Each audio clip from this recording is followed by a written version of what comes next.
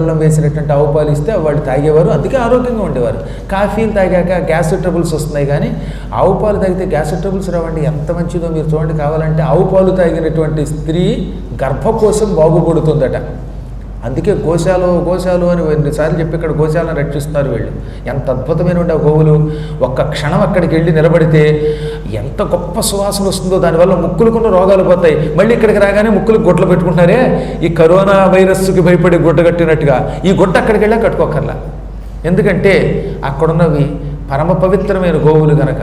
గోశాలలో ఉంటే ఆరోగ్యం, బయటకు వస్తే మళ్ళీ అనారోగ్యం. ఈ కలియుగంలో గోవులకి చాలా శక్తి ఉంది. ఆవులకి ప్రదక్షిణ చేసిన, ఆవుల దర్శనం చేసిన, ఆవు పాలు పిల్లలకి ఇచ్చిన మంచిది.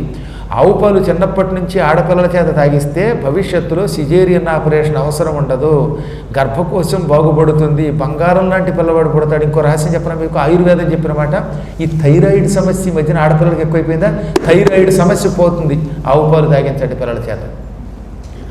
ఆడ కానీ మగ కానీ రోజు ఆవు పాలు కాసి తాగితే మీకు భవిష్యత్తులో థైరాయిడ్ అనే సమస్య రాదు, పిల్లలు ఆరోగ్యంగా పుడతారు. నేను చెప్పిన మాట తూచా తప్పకుండా పాటించండి. ఓ 4-5 ఏళ్ల తర్వాత పిల్లకి పెళ్లి చేయాలనుకుంటే ఎప్పటి నుంచో రోజు రాత్రిపూట కాసిన ఆవు పాలు తాగించండి, ప్రొద్దుట కొంచెం పాలు తాగించండి.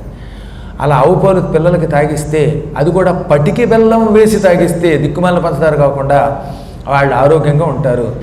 నేను చచ్చేలోపు నా కోరిక ఏంటంటే శ్రౌత ధర్మం నిలబడాలి, మహాత్ములు నిలబడాలి, పరమ పవిత్రమైన ఈ పురాణ ధర్మం నిలబడాలి, ఈ గోశాలలు నిలబడాలి, ఈ అర్చక వ్యవస్థ, పురోహిత వ్యవస్థ బలపడాలి, అందరూ ధర్మాత్ములు అవ్వాలి, అందరూ సుఖంగా బ్రతకాలి. ఈ విషయంలో జగద్గురువులు మనల్ని అనుగ్రహించెదరుగాక అని